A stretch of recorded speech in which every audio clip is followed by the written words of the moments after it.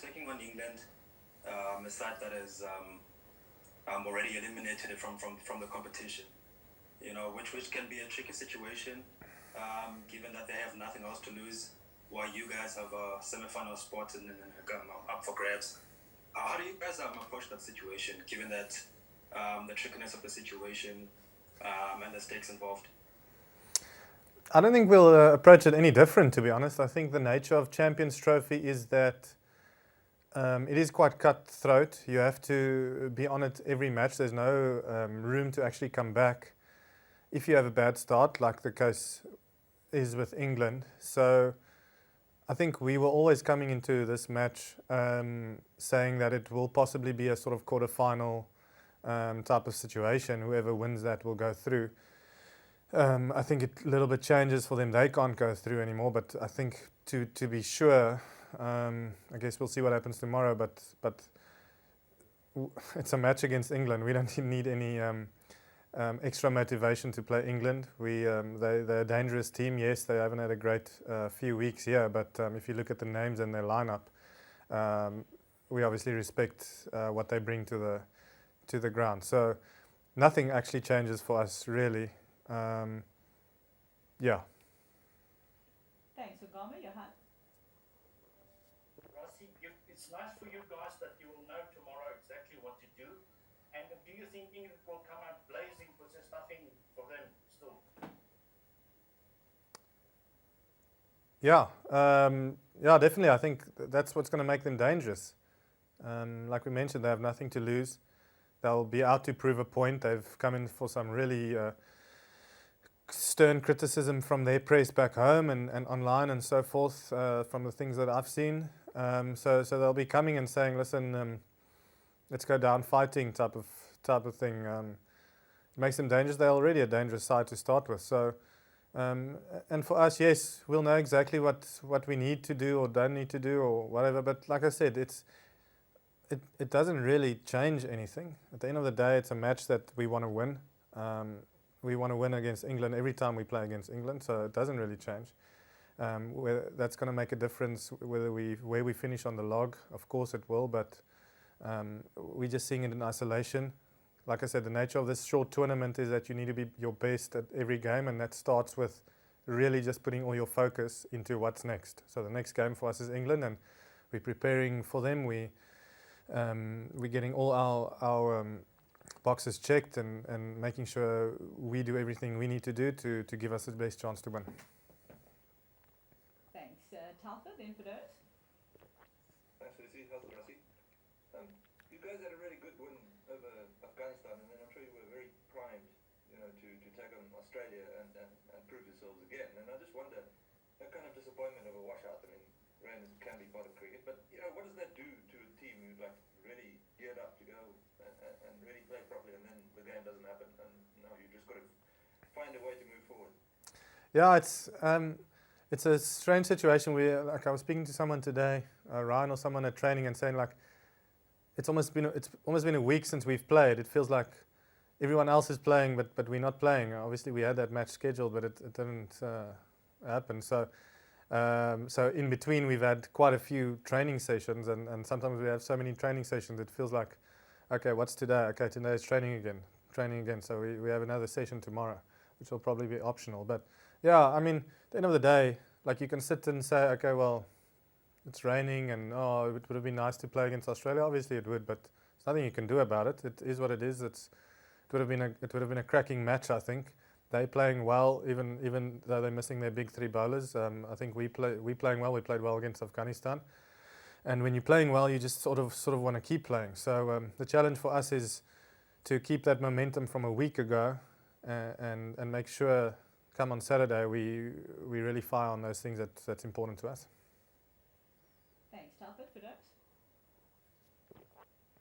Rassie, you touched on England and the kind of backlash, I suppose, and you were part of a team at the 2019 World Cup where maybe something similar was happening. I'm just wondering, when you're a team where nothing's really going right, or even the opposite, when you're a team where things are going right, how do you find the mindset to either switch things around or keep things going? Not to say can you give them advice, but what is that sort of thing that you go through when things are just going wrong all the time? Yeah, it's really tough. I mean,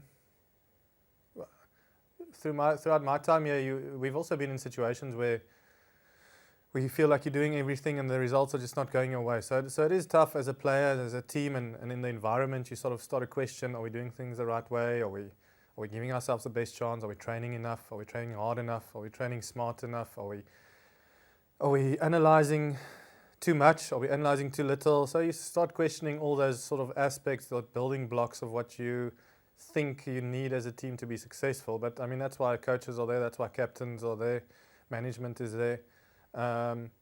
Yeah, in their environment, I can't comment on that.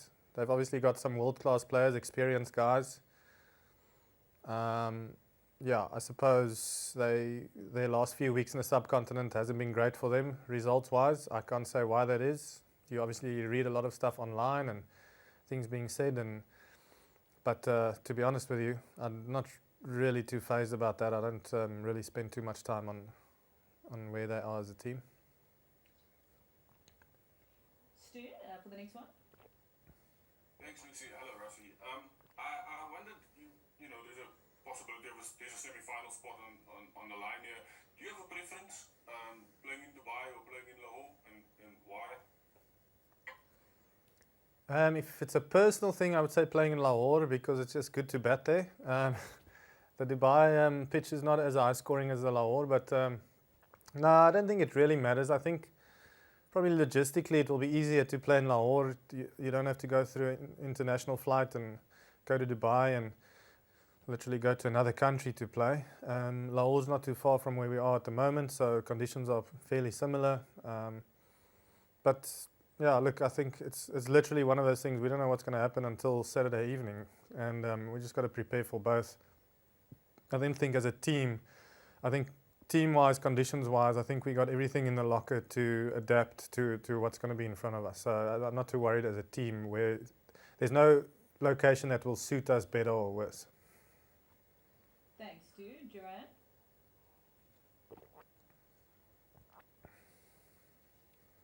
Hi, thanks, Lucy. Hi, Rassie. I just wanted to ask, I know a lot of South Africa's group with Australia, Afghanistan, and England, the games were played back and forth between various stadiums, and then the other group, you know, particularly India, their games were kind of drawn to one stadium. Do you think going into the semis, obviously South Africa has a chance of meeting them somewhere? Do you think they had an advantage leading up to this stage of the tournament so far? I think it's definitely an advantage. I mean, I saw that Pakistan was commenting about it, but it's definitely an advantage. It's if you can stay in one place, stay in one hotel, practice in the same facilities, play in the same stadium on the same pitches every time, it's definitely an advantage. I don't think you have to be a rocket scientist to know that. So yeah, the onus would be on them to use that advantage. I suppose in a sense it puts more pressure on them because whoever's going to play them in the semi or potentially the final is going to go there and the conditions are going to be foreign. They're going to be used to it, and I suppose the pressure would be on them to get it right because they have all that knowledge. Thanks, Joanne. Neil? Hi, Rassie. You said that you're not the kind of player to hang on, to your international spot. But is there a sense that, I mean, you said you'll take it series by series, and you just make sure that you're still good enough and maybe play in the 27 World Cup. But is there at the back of your mind, or maybe even at the front of your mind, that this may be your last crack at an ICC trophy? And also, forgive my stupidity, I may have missed this, but are you retired from red ball cricket? First question first. I think it's definitely a possibility that it's my last ICC tournament, and I'm not saying that with any preconceived ideas that I'll call time on it or management will call time on my career. It's just the reality. I think it's such a great thing that there's so many young players coming through, guys really playing well. I mean, a guy like Tristan Stubbs, he's sitting on the sidelines. Tony, and even if you go into the domestic structures, Matthew Breetske came in and made that 150. You can even go further back. Luandre Pretorius just made 100, I think, yesterday against Western Province in the One Day Cup. So Ryan only starting out now, actually. So there's so many good players. So I'm not blind to the possibility that that if I don't perform, that someone won't be there to take my place. I certainly don't expect any preferential treatment, because I think in a healthy environment, guys push each other and organically push each other, and that pushes everyone to be better. So I think that's where we find ourselves now.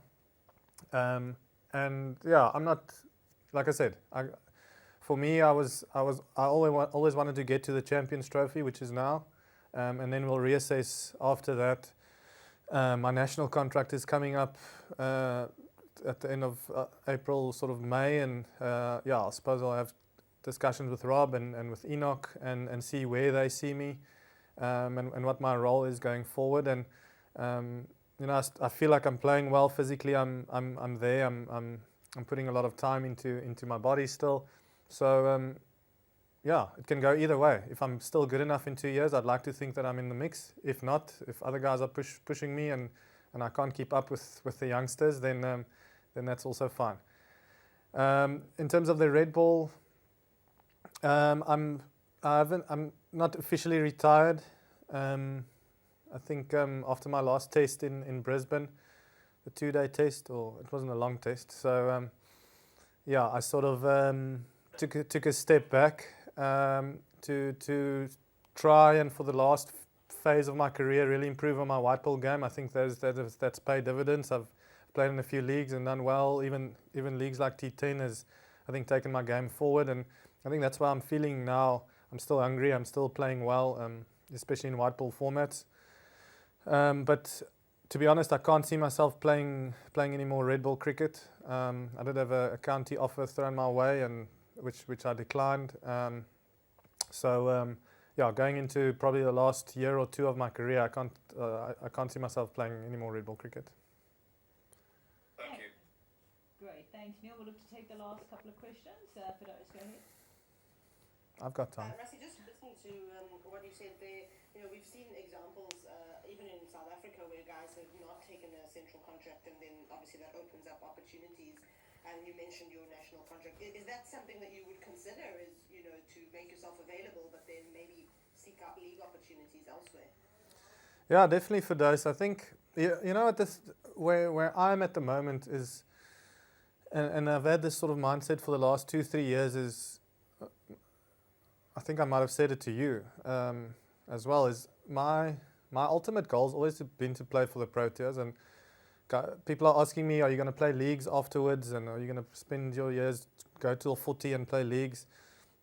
I don't know if the prospect of not playing for the Proteas is a wave. I still have that hunger to play in the leagues. Like I said, the Proteas and representing my country has always been one of my big and only goals. So if that falls away, I'm not sure what I'm going to do. But yeah, look, contracting is coming up. It's if I'm offered another contract, I'll definitely take it and commit for that time period.